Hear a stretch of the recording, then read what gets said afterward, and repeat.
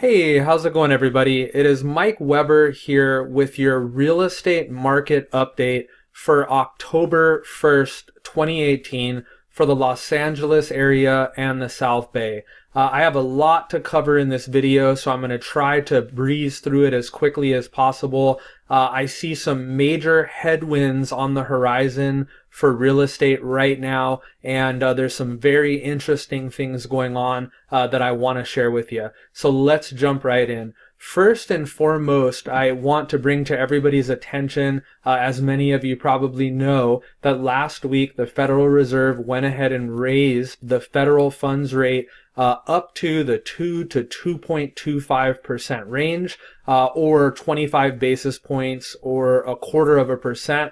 And that ultimately has an impact on what mortgage rates are, and subsequently we saw an immediate rise in mortgage rates. Now the Fed has already shared that they plan to raise rates again in December, and then likely 3 or 4 more times next year as well, which of course would push mortgage rates up to a level that we haven't seen in a very, very long time. So let's jump in and take a look at what happened to mortgage rates after the Fed declared that they were going to raise the federal funds rate. And so this is data that's provided by Fred, Federal Reserve Bank of St. Louis. So it's directly from the federal government. And what you can see here is that immediately after last week's meeting, you see September 27th, mortgage interest rates went up to 4.72%, which is the highest that it's been without question since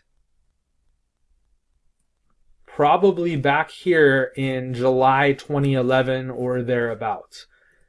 So this is just a base rate, and so most often people's actual mortgage rate is going to be higher than this amount, depending on what kinds of premiums the lender adds on for things like credit, risk of the loan, whether it's a multifamily property, etc. I'm seeing most of my clients or people out in the market right now getting rates above 5%, in some cases substantially higher, depending on the specific conditions. So every time the Fed raises rates a little bit, it's pushing this mortgage interest rate higher, which is ultimately affecting affordability in a big way for the average buyer and consumer out there. So this is definitely one of the ongoing headwinds that we have ahead of us, and it looks like it's not going to change for the foreseeable future. And so this will certainly have an impact on people's ability to purchase a home. Now next, I want to jump in and take a look here at foreign investment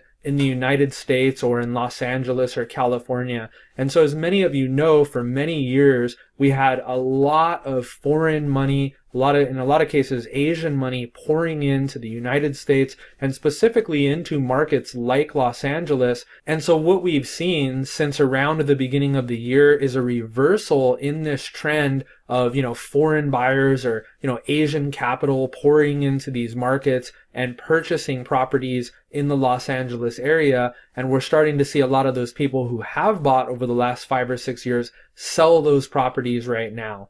So here's an interesting article that was published by the LA Times. And just so you know, I will have links to all of these articles on YouTube in the comment section or the notes section below.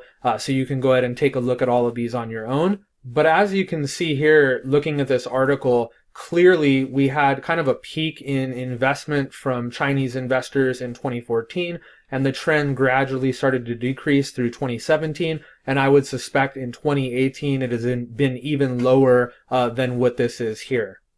Again, here we're seeing the same trend in terms of investment from Chinese investors in the United States as a whole. It's dropping off substantially. And here I'll just read a little snippet from the article.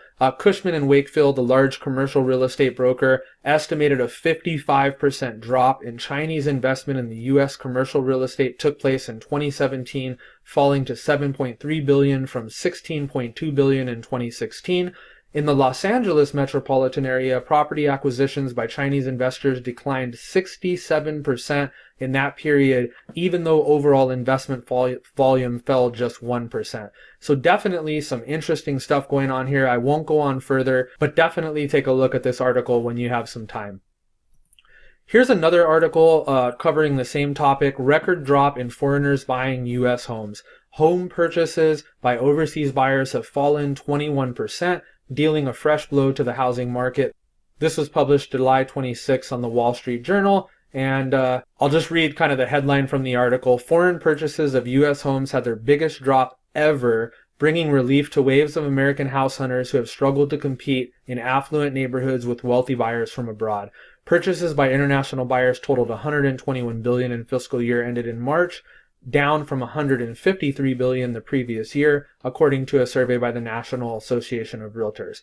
The 21% decline was the largest on record, the NAR said. So as you can see, we're having a massive pullback in foreign investment here in the California real estate market, the Los Angeles real estate market, and this obviously will have an impact on prices moving forward. The next thing I want to talk about, and this is an extremely important topic right now for California as a whole, is Proposition 10, which is on the California ballot for a vote on November 6th. Now, this is a massive topic to cover, and for that reason, I'm going to do an entire video dedicated to this.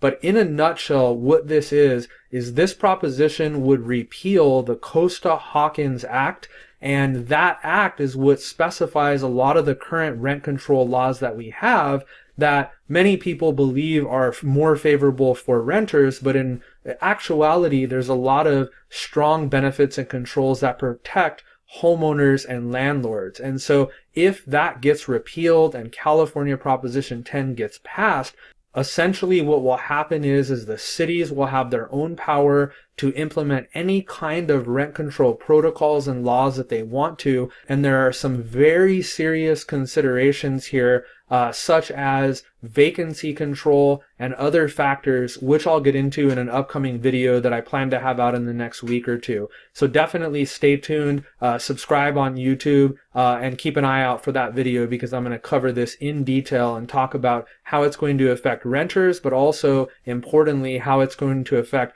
not just multifamily property owners, but potentially owners of single family homes and condos.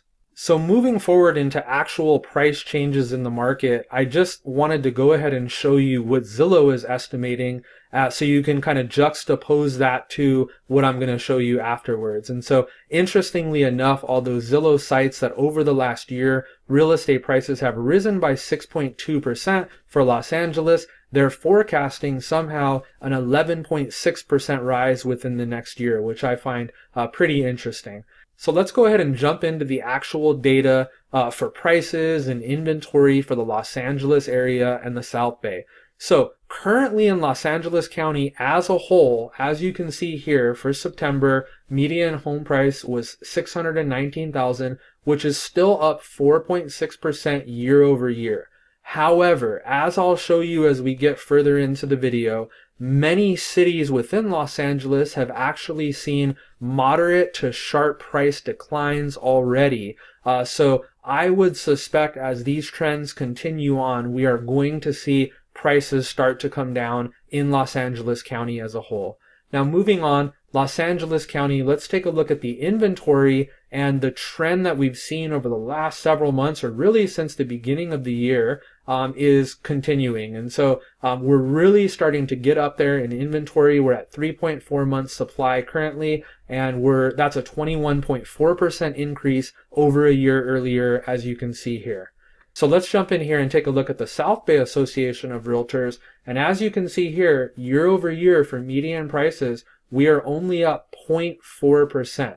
So these, continuous massive gains that we've been seeing are certainly not happening here in the South Bay any longer.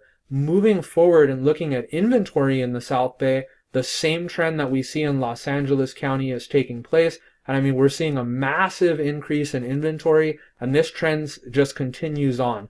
33.3% year over year inventory has risen.